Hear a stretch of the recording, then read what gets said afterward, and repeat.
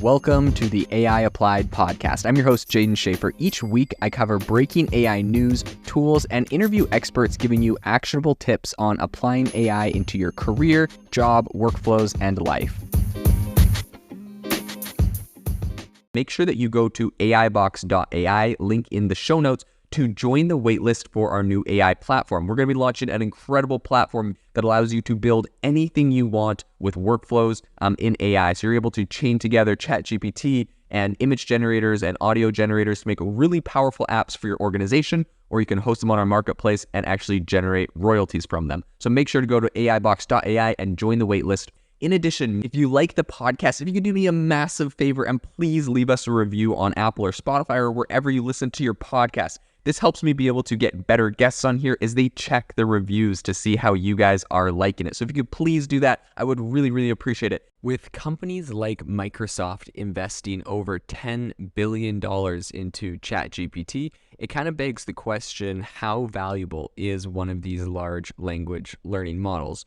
So today on the podcast, we're going to talk about something very interesting that recently came out, which is the fact that some researchers at Stanford said that they have essentially been able, with some new technology that came out, to clone ChatGPT for less than $600. Now, when we're looking at, Microsoft, in 2017, investing $1 billion, getting this kind of technology kicked off, and then just recently investing $10 billion into the company to further its efforts, it's pretty interesting that, people are claiming they're able to duplicate this for $600. So on the podcast today, we're going to dive into what exactly happened and what this is going to mean for AI in the future. So first off, Stanford is calling it Alpaca AI. And essentially what they did was Facebook recently, or Meta, they recently came out with what's called Llama model. So essentially, it's Facebook's open source language model. It's pretty much the smallest and cheapest of all of the Llama models available, and it's pre-trained on 1 trillion quote-unquote tokens, which tokens is not necessarily words. It's kind of like bits of words or half. I don't know. It's just like how AI models measure what is being spit out and what it was trained on. So one long word might be 3 tokens, and a short word might be 1 token. Anyways, not that important.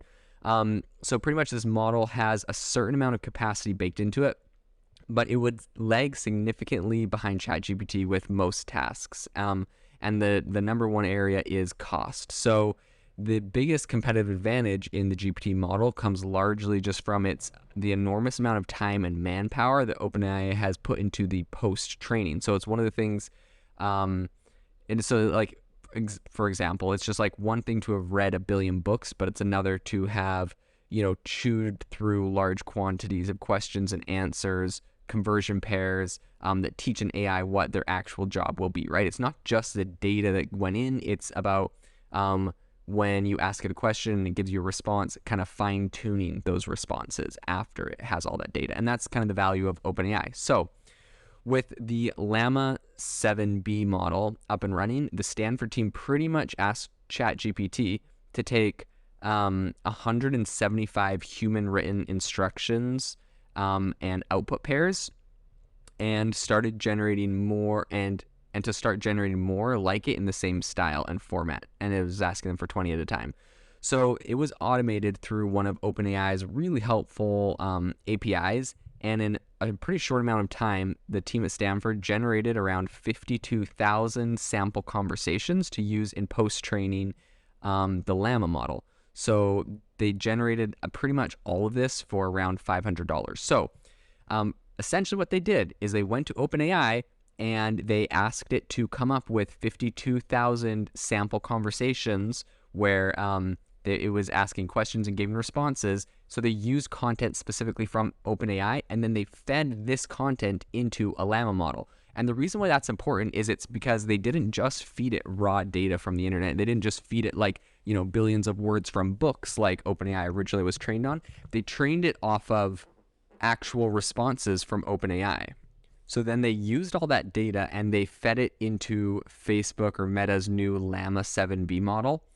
And they used that to kind of fine tune it. And the process for that took about 3 hours, and it cost them less than $100. So all in they're like $600 into this. They're $500 training or getting all the outputs from OpenAI, and then about $100 training on Meta's new Llama model. So next, they tested the resulting model which they generated, which they called Alpaca, against ChatGPT. And they had a bunch of different, tests that they made for it. And some of them were email writing, social media, productivity tools. And Alpaca, their model, won 70 of the tests, and ChatGPT won 89 of the tests. Now, of course, that's not very significant because essentially they're the exact same. And statistically, right, like essentially all they're saying is what they were able to recreate was exactly as good as ChatGPT, and that doesn't make that's not very surprising since what they created was literally trained from outputs of ChatGPT. So no shocker there. But what I would say what is pretty incredible is the fact that they were able to create something really powerful using ChatGPT, and essentially the implications of this are that anyone in the world can, there's no reason why they have to stop at $600. Like maybe you spend $10,000, or maybe you spend $100,000 and make something a lot more powerful. But anyone can go and use outputs from ChatGPT to train a new AI model on Meta's Llama Meta's Llama model. And essentially you can create your own AI model. And the reason why this is important is because a lot of people right now are complaining about biases or the safety features built into OpenAI. And essentially anyone that knows how to use these tools can now go and create AI models that are essentially unlocked, right? Like they don't have the built-in safety features. You can use them for whatever you want. You can ask any questions. A lot of people are raising concerns about, maybe hackers can use this, or people can use this for phishing or unethical things.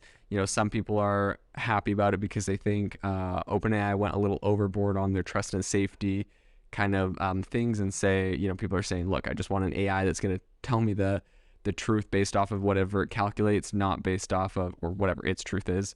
Not based off of whatever a developer at OpenAI deemed was the, socially acceptable response. So, there's all these kind of like censorships and different discussions going on at the moment. But the implications are very, very big.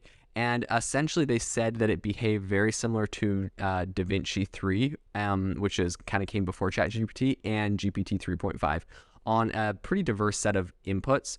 And of course, they also acknowledge that their evaluation is going to be limited on scale and diversity. It's not the biggest thing, but they said, we really hope, and they released the code and everything for people to clone and copy exactly what their process was. But, they said there's no reason for people to stop at 52,000 questions. You could go way bigger. This was super cheap. But the point is, for $600, anyone can make a fairly, rough clone of ChatGPT using some new technology that came out recently. So it's going to be really interesting to see what happens in the industry. And I think this is also pretty interesting because another group recently said it managed to pretty much eliminate the cloud computing costs of a lot of these OpenAI models. And they released more code on GitHub that essentially they can run on a Raspberry Pi, which is just like a small chip. And they can complete the training process within 5 hours on a single high-end NVIDIA RTX 4090 graphics card. So you can train this without using complex, expensive cloud computing. You can train models that can do some pretty impressive things, and they're essentially unlocked. Now, it is important to note that with all of this, new technology and stuff going out, it technically is against OpenAI's terms of service and privacy policy to take, it's against their terms of service to take an output from OpenAI and to use it to train something that competes with them. That's in their terms of service.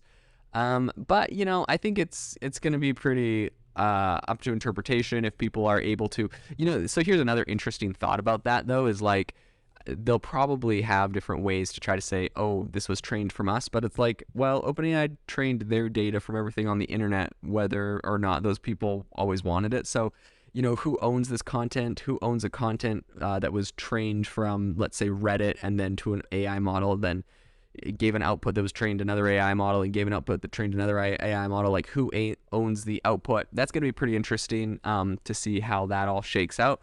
That being said, though, number one, there's that aspect where OpenAI said, you're not allowed to use outputs from us to train new AI models. but that compete with us though. So, if you're training one that doesn't compete with them for something, then maybe you're good. That'll be left up to decide. And also it's going to be interesting to see how they try to actually detect that, right? Because we've had this cat and mouse game of people trying to do AI detection for a while now, and maybe people take all the outputs and they run them through something like Quillbot, and they train their AI model, and now it's essentially undetectable from OpenAI. So it's going to be really interesting to see how that shakes out.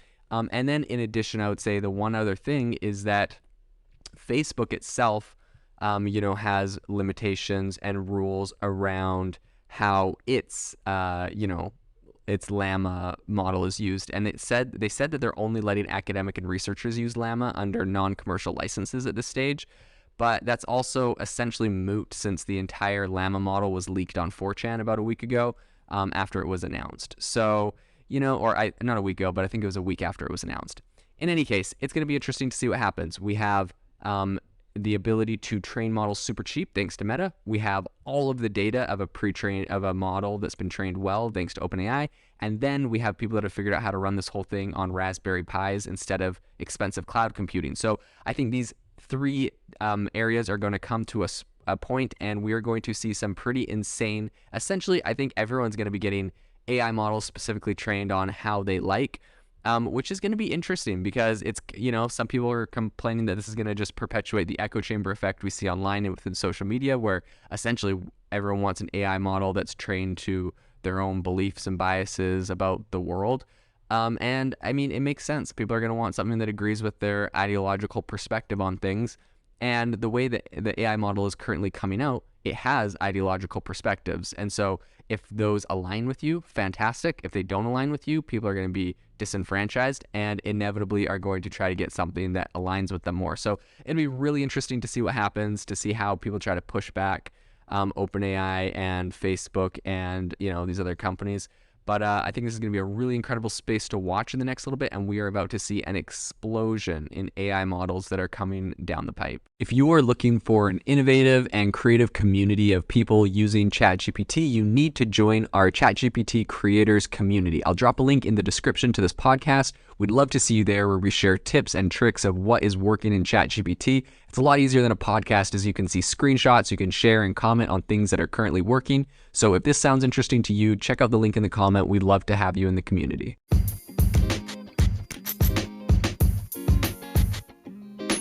Thank you for tuning in to the AI Applied podcast. Make sure to rate this wherever you listen to your podcasts, and have a fantastic rest of your day.